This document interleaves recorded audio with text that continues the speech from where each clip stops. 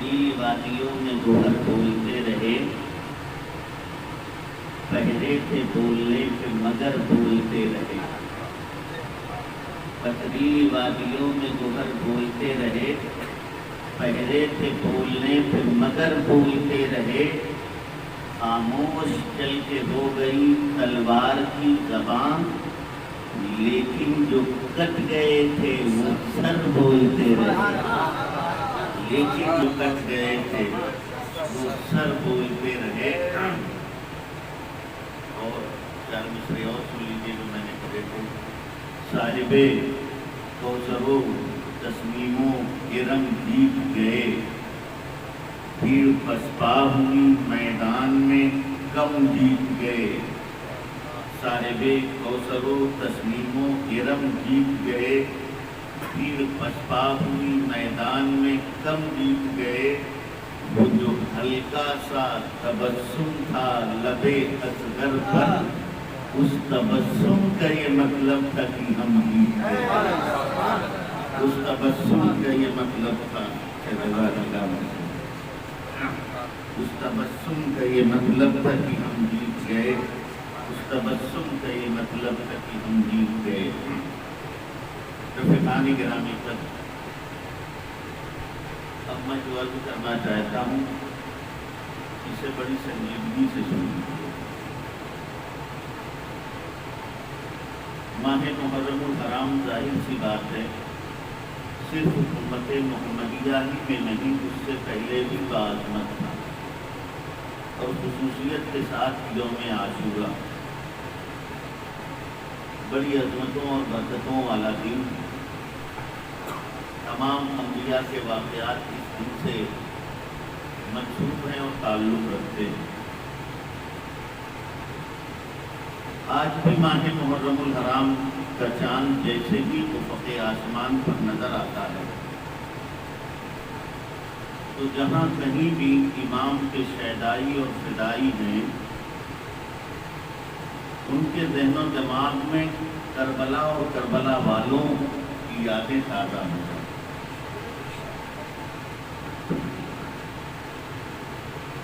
ایسا نہیں ہے کہ اس دور سے آج تک کربلا یا کربلا والوں کو مٹانے کی ناپاک سازشیں نہیں کی گئیں یا ان کی عظمتوں کو گھٹانے کی ناپاک کوششیں نہیں ہوئی۔ یہ سب ہوا ہے، لیکن جتنا گھٹانے کی کوشش ہوتی ہے امام کا نام اور ذکر اتنا ہی بڑھتا جاتا ہے۔ آخر کیا وجہ ہے کہ نہ ہم کربلا بھولتے ہیں نہ کربلا والوں کو بھولتے ہیں؟ کیا اس لیے نہیں بھولتے ہیں کہ کربلا کی جنگ ایک بڑی عظیم جنگ تھی، بڑی خطرناک اور بڑی بھیانک جنگ تھی، اس لیے کربلا ہم نہیں بھولتے؟ تو میں عرض کرنا چاہوں گا نہیں، کربلا اور کربلا والے ہمیں اس لیے نہیں یاد آتے ہیں کہ کربلا تاریخ کی بڑی بھیانک جنگ تھی۔ اسلام کی تاریخ کا اگر مطالعہ کریں گے آپ تو آپ کو معلوم ہوگا کہ اسلام میں ظاہری اعتبار سے بڑی بھیانک جنگیں لڑی گئیں۔ کیا جنگ یمامہ کو تاریخ فراموش کر سکتی ہے؟ اس جنگ میں 700 وفات صحابہ شہید ہوئے۔ مسلمہ بن کذاب سے جو جنگ تھی حضرت خالد بن ولید کی، کیا جنگ یرموک کو تاریخ بھلا سکتی ہے؟ جہاں 2 لاکھ عیسائیوں کے سامنے جو اس وقت کے جدید اسلحوں سے لیس تھے، صرف 40,000 رسول اللہ کے کفن بردوش مجاہدوں نے سینہ تان کے کھڑے ہو کر اپنی جان کی فدائیت کی بازی لگا رکھی۔ حد یہ کہ عیسائیوں کا حملہ اتنا زوردار تھا کہ اسلامی لشکر پسپا ہوتے ہوئے اپنے خیمے تک پہنچ گیا تھا۔ خواتین نے سوچا کہ شاید ہمارے شوہر بزدلی کر رہے ہیں، تو خیمے کی لکڑیاں اکھاڑ کے انہوں نے مارنا شروع کیا اور کہا اگر تم جنگ نہیں لڑ سکتے تو ہم تمہارے شانہ بشانہ جنگ لڑیں گے اور یہ حیائے اسلام کریں گے۔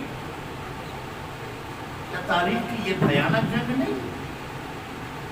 اور نہ جائیے آپ اپنے کانپور میں آئیے نا، کیا کانپور کی تاریخ ان شہداء کے خون کی سرخی کو کبھی فراموش کر سکتی ہے؟ جن 700 بچوں نے اللہ کے گھر کی حفاظت کے لیے اپنی قیمتی جانوں کی نظر پیش کی۔ انگریز فوج لگی ہے یہی مچھلی والی مسجد، آرڈر ہے اگر ایک اینٹ رکھی جائے گولی مار دی جائے۔ چھوٹے چھوٹے بچوں کو تیار کیا تھا مسلمانوں نے، ایک بچہ ایک اینٹ اٹھاتا اور رکھتا، سنسناتی ہوئی گولی اس کے سینے میں پیوست ہو جاتی۔ صبح سے شام تک 700 چھوٹے چھوٹے بچوں نے اللہ کے گھر کی حفاظت کے لیے اپنی جانیں دی، اور جب پریڈ گراؤنڈ میں ان کا جنازہ رکھا ہوا تھا، ذرا تصور تو کرو جس ماں کا آنچل اور جس ماں کا آنگن سونا ہو گیا ہو، اس ماں پر اس باپ پر کیا گزر رہی ہوگی۔ اور وہ منظر تاریخ کا کتنا بھیانک منظر ہوگا جہاں 700 چھوٹے چھوٹے بچوں کے جنازے رکھے ہوں۔ مگر میں پوچھنا چاہتا ہوں، اگر کربلا اس لیے یاد آتا ہے کہ وہ بڑی بھیانک جنگ تھی، تو تاریخ میں ایسی بھیانک جنگوں کی مثالیں اور بھی ہیں۔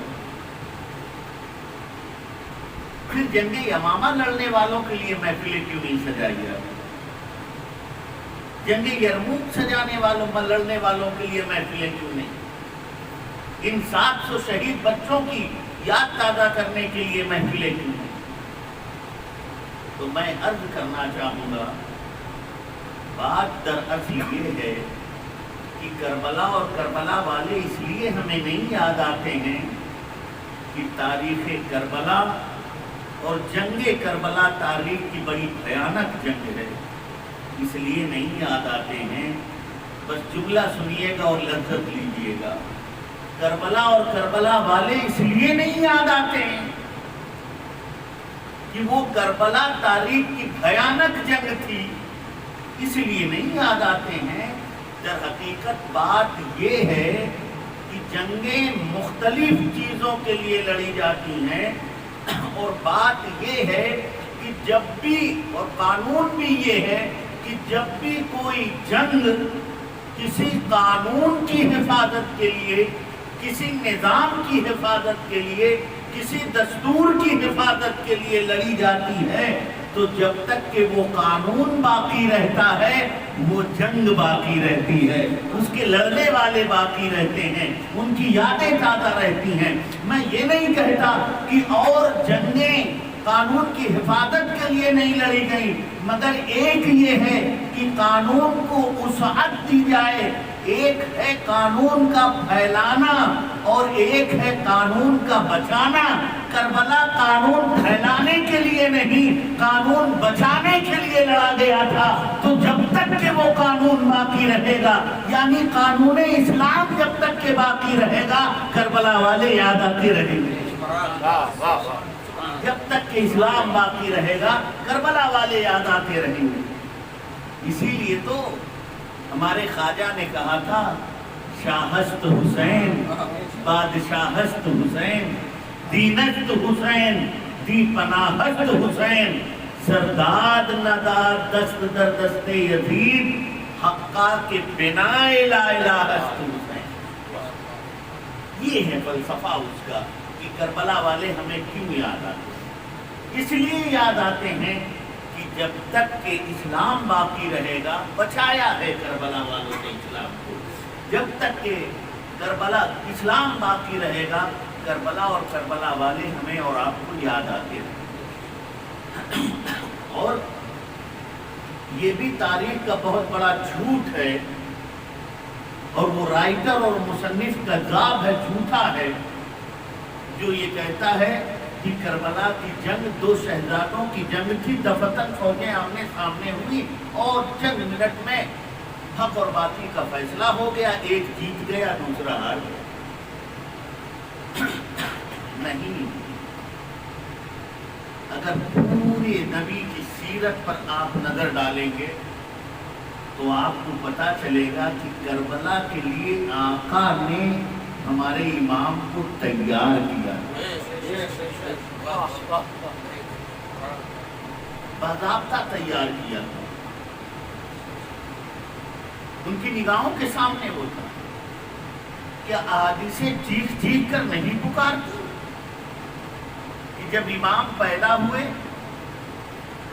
تو جناب جبریل حاضر ہوئے اور عرض کیا اللہ کی رسول، اللہ آپ کو سلام کہتا ہے۔ اللہ اکبر۔ کہاں ہے وہ لوگ جو کہتے ہیں نبی ہماری طرح ہے؟ کیا ان کا خدا انہیں سلام بھیجتا ہے؟ یہ تو شان مصطفیٰ ہے کہ ان کا خدا انہیں سلام بھیجتا۔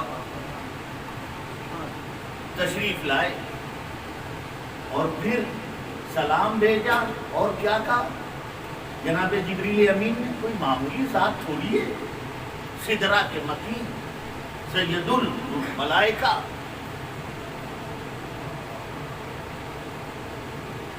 وہ تشریف لائے، سلام پیش کیا اور کیا کہتے ہیں؟ اللہ کے حبیب اس شہزادے کی پیدائش پر اللہ آپ کو مبارکباد بھی کہتے ہیں۔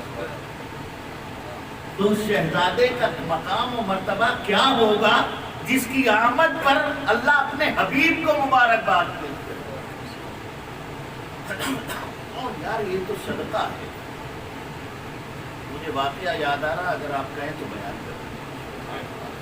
حضرت علامہ عبدالتواب صاحب نے گزار الشہداء میں اس واقعے کو نقل کیا۔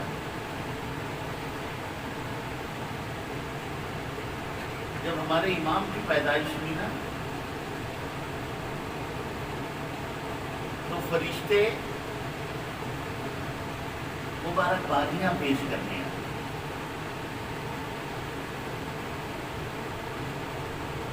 پوری روایت اس طرح ہے کہ اللہ کے حبیب نے مولائے کائنات کو اپنے ساتھ لیا اور کہا چلو آج چلتے ہیں بیٹے کی زیارت کی۔ تشریف لائے، مولا علی سے کہا دروازے پہ کھڑے رہو، میں اندر جاتا ہوں۔ ذرا سوچی، علی کا گھر ہے، علی کے یہاں بیٹھا ہوا ہے، مگر ہمارے آقا ان کے سسر فرماتے علی تم دروازے پہ رہنا، اندر مت آنا۔ آقا اندر تشریف لے گئے شہزادے جھولے میں، جناب سیدہ نے کھڑے ہو کے اپنے والد کا استقبال کیا۔ قربان جاؤ ایسی شہزادی پر جو امام الانبیاء کا استقبال کرے۔ مگر یہ تعجب خیز نہیں ہے کہ بیٹی نے آنے والے باپ کا استقبال کیا۔ تاریخ اور حدیثیں یہ بھی کہتی ہیں کہ جب کبھی سیدہ بارگاہ مصطفیٰ میں جاتی تو امام الانبیاء بھی کھڑے ہوتے ہیں۔ اس لیے میں آج یہ بات کہنے میں حق بجانب سمجھتا ہوں کہ پوری دنیا میں جہاں کہیں بچیوں کے حقوق اور خواتین کے حقوق کی بات کی جائے گی وہ صدقہ ہوگا نبی کی سیرت۔ میرے نبی سے پہلے پوری دنیا میں حضرت آدم سے لے کر میرے نبی تک کے کسی کا کردار یہ نہیں بتاتا ہے کہ باپ نے کھڑے ہو کے بیٹی کا استقبال کیا۔ یہ کر کے مصطفیٰ نے یہ بتا دیا ہے کہ بیٹیاں تانا دینے کے لیے نہیں ہیں، بیٹیاں ستانے کے لیے نہیں ہیں، وہ گلے سے لگانے کے لیے۔ اللہ پیغمبر تشریف لے گئے، شہزادی نے استقبال کیا، جناب حسین جھولے میں۔ توجہ ہے آپ، میرے آقا اتنے میں اور صحابہ آتے رہے۔ تھوڑی دیر کے بعد میرے آقا تشریف لائے، علی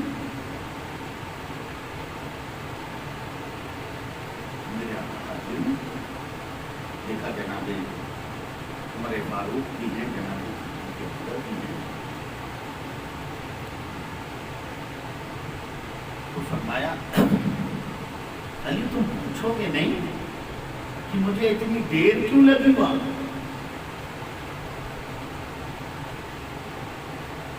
توجہ کرو، مدینۃ العلم یہ سوال باب العلم سے کر رہا ہے، جو علم کا شہر ہے وہ علم کے دروازے سے پوچھ رہا ہے۔